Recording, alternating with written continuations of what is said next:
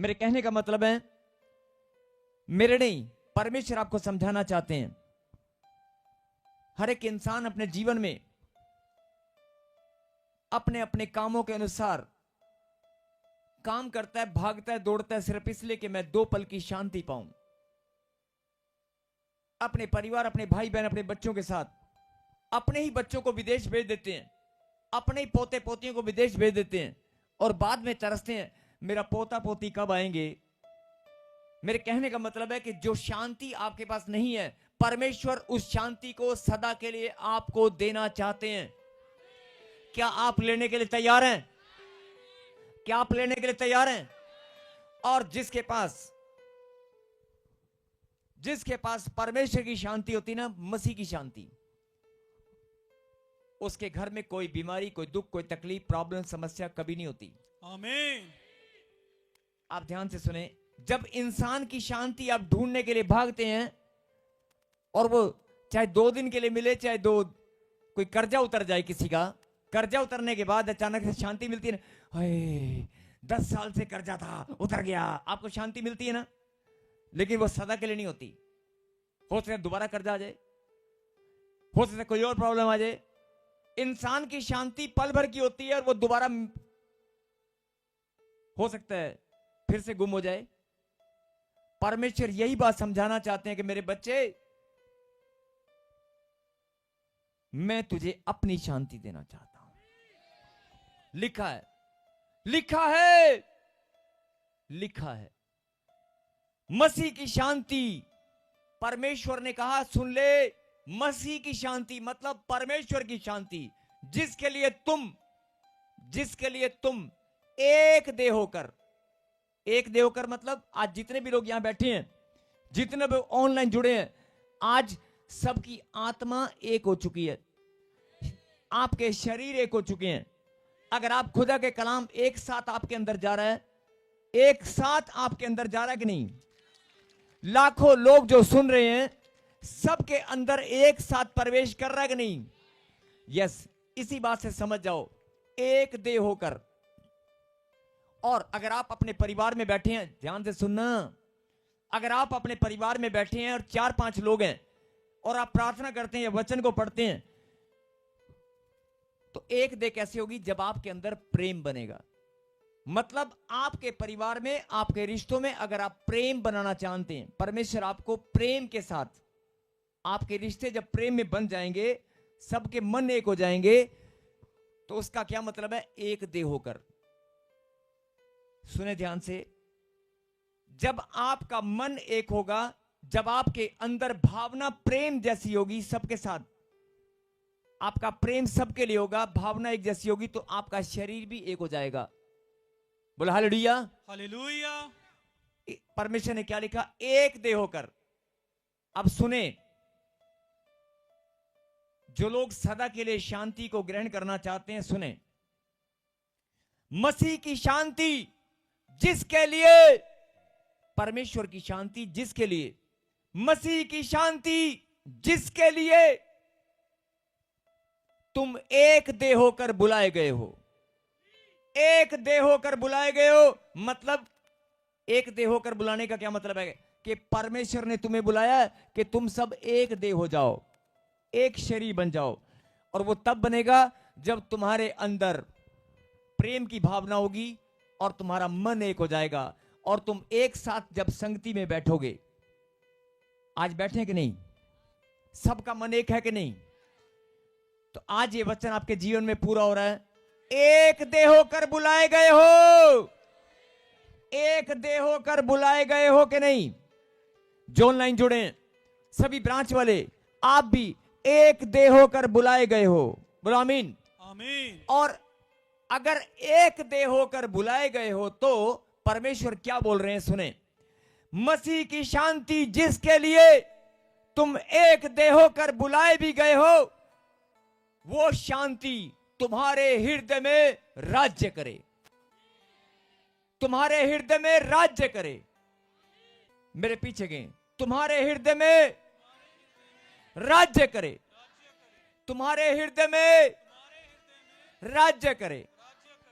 अभी अब बहुत सारे लोग बोल रहे होंगे, हमने तो बोल दिया, फिर दोबारा क्यों बोलना है? यस, दोबारा फिर बोलना है। बोले, मसीह की शांति तुम्हारे हृदय में राज्य करे।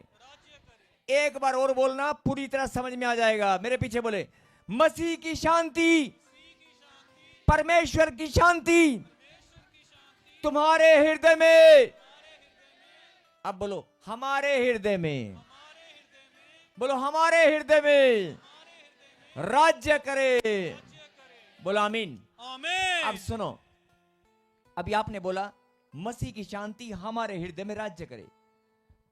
ये कौन चाहता है? परमेश्वर। सुनो सुनो सुनो, ये कौन चाहता है? परमेश्वर। उस शांति के लिए परमेश्वर ने तुम्हें एक देह होकर बुलाया भी है। इसका मतलब तुम्हारे हृदय में राज्य किसी और का है। तुम्हारे हृदय में राज्य किसी और का चल रहा है। तुम्हारे हृदय में राज्य किसी और का है कि नहीं? तुम्हारे दिल पर किसी और का राज चल रहा है। एक दूसरे को हाथ लगाओ और बोलो, जागते रहो। इसका मतलब सुनो ध्यान से, ये लास्ट एक आखिरी बात, और जरा ध्यान से सुनो, उसके बाद हम प्रार्थना करेंगे। इसका मतलब परमेश्वर तुम्हें समझाना चाहते हैं कि तुम्हारे हृदय में राज किसी और का है। तुम्हारे हृदय में दिन रात राज्य कौन कर रहा है? जिसकी तरफ आपका ध्यान बार बार जा रहा है। दिल आपका, अगर आपके मन पर बार बार ख्याल आपकी पत्नी का आ रहा है, बार बार किसी से डर लग रहा है, आपने किसी के पैसे देने हैं, ध्यान से सुनना, अगर आपने किसी के पैसे देने हैं और उसने आपको धमकी दिया कि कल तक अगर नहीं दी, कल तक तूने मेरी किस्त, इंस्टॉलमेंट, ईएमआई, या कल तक तूने पैसे नहीं दिए तो मैं तेरे को बेइज्जत करूंगा, तेरा अपमान करूंगा।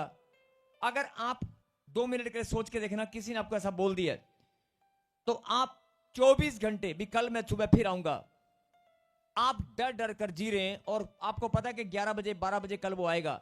12 बजे तक आपके हृदय पर किसका राज चलता रहेगा? बार बार ख्याल किसका आएगा? डर किसका लगेगा? उसी इंसान का डर लगेगा कि नहीं? अरे जिससे तुम्हारा हृदय डर जाए, जिससे तुम्हारा हृदय डर जाए, हाय हाय वो फिर आ गया, आए वो आएगा, इसका मतलब तुम्हारे हृदय को किसी ने पकड़ दिया और उसके ऊपर शासन कर रहा है। तुम्हारे हृदय पर, तुम्हारे विचारों पर कोई और राज कर रहा है। बहुत सारे लोग अपने पत्नी से डरते हैं, बहुत सारे लोग बीमारियों से डरते हैं। हाय बीमारी, हाय मुझे कैंसर हो गया, हाय मुझे ये हो गया। इसका मतलब वो बीमारी तुम्हारे हृदय पर राज कर रही है। अरे जब तुम्हारी रिपोर्ट में निकल आया कि तुझे HIV हो गई है, तुझे कैंसर हो गया है, आपके दिल में कैसा हो जाएगा? आप मेरी बात समझ रहे हैं? जब कोई बीमारी आपके सामने आ जाए, रिपोर्ट में गड़बड़ आ जाए, कोई कर्जा हो जाए, मतलब कोई प्रॉब्लम आपको घेर ले, आपके दिमाग पर राज करने लगे, तो आपके दिल पर भी, आपके दिलो दिमाग पर राज किसका हो जाएगा? आप समझ रहे मेरी बात? जिस प्रॉब्लम से आप घिर जाएंगे, जिस प्रॉब्लम से आपको डर लगेगा, शैतान क्या बोलेगा? देखा, मैंने बीमारी को भेजा है तेरे दिल पर राज करने के लिए, मैंने किसी रिश्ते को भेजा है तुझ पर राज करने के लिए। बहुत सारे लोग रिश्तों में दब जाते हैं। मैंने कर्जे को भेजा है तेरे हृदय पर राज करने के लिए, मैंने इस प्रॉब्लम को भेजा है तेरे हृदय पर राज यही करेगा, और तू घुट घुट कर जिएगा। लेकिन परमेश्वर क्या बोल रहे हैं?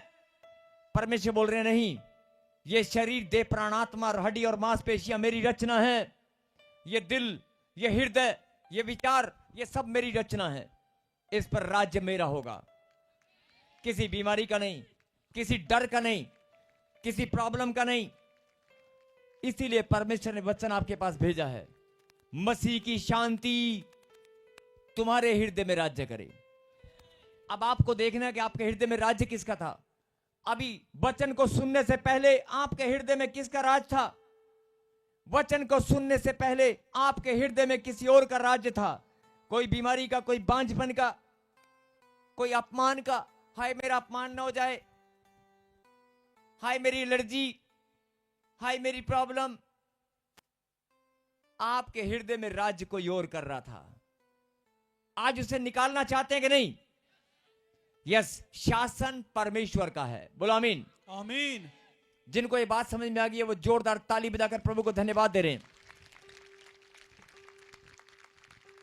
फिर से कहें, मसीह की शांति मेरे हृदय में राज्य करे।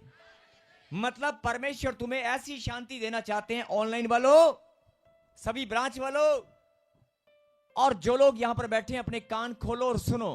परमेश्वर आपको ऐसी शांति, जो खुदा की शांति है, इंसान की नहीं, परमेश्वर ने कहा कि मैं अपनी शांति, मसीह की शांति तुम्हें देना चाहता हूं।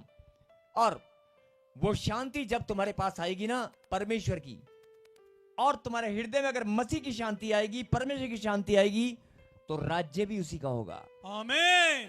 वो शांति का राज्य होगा और वो शांति सदा बनी रहेगी।